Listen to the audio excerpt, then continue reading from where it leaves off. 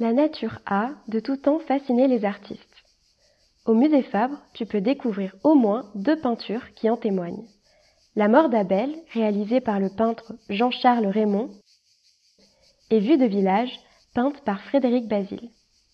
Avant de t'en dire davantage sur ces 2 œuvres, nous allons d'abord te montrer le matériel qu'un peintre du XIXe siècle utilise pour réaliser sa peinture.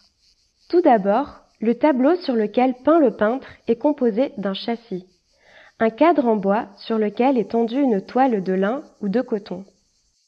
Ensuite, avant d'y ajouter de la couleur, le peintre prépare sa toile et dessine un croquis à l'aide d'un crayon sur du papier ou directement sur la toile pour construire les lignes de composition de son futur tableau.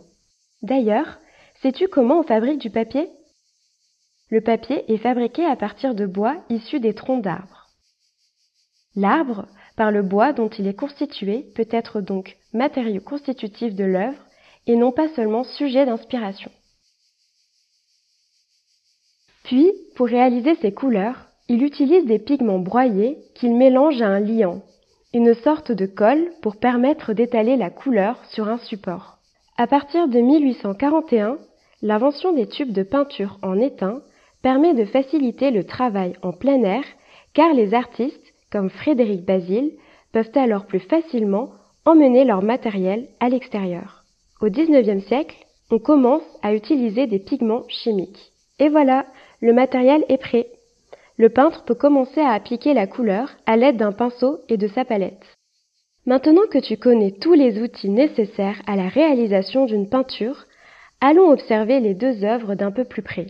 Le premier tableau, intitulé La mort d'Abel, est réalisé en 1838 par le peintre Jean-Charles Raymond. Il s'agit d'un paysage au format gigantesque.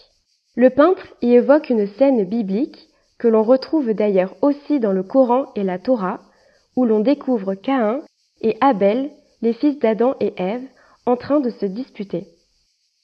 À ton avis, ce tableau a-t-il été peint d'après un paysage réellement observé en plein air?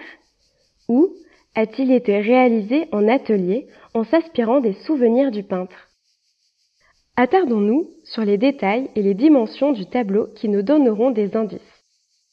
La ligne d'horizon est la ligne imaginaire qui sépare le ciel et la terre.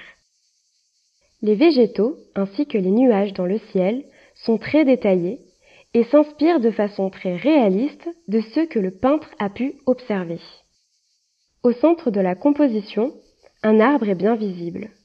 Sais-tu le reconnaître? Il s'agit d'un cèdre du Liban. Cet arbre a été importé et planté par l'homme dans différents pays. À la date où le tableau a été peint, il n'en existait pas encore en France en milieu naturel. L'artiste l'a sans doute observé dans un jardin botanique.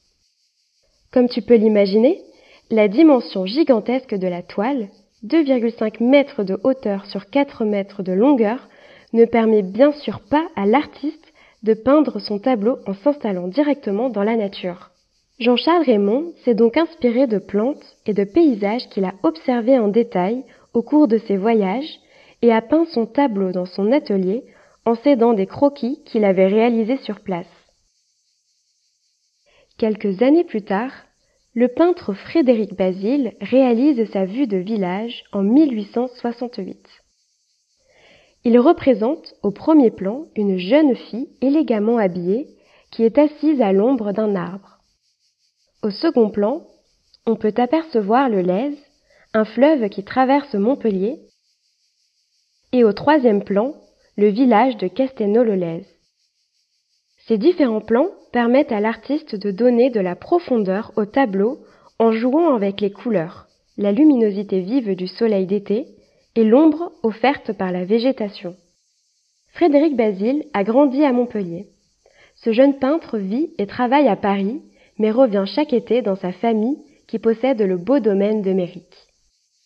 Les différents types de végétaux présents sur le tableau témoignent du milieu méditerranéen qu'on appelle la garrigue. On peut y voir des arbres, comme le pin, qui offre son ombre à la jeune femme. Une observation attentive permet de constater que les végétaux en arrière-plan sont peints de manière moins précise, moins descriptive que ne le faisait Raymond quelques dizaines d'années plus tôt, et que les jeux de lumière sont davantage présents par rapport au tableau observé tout à l'heure.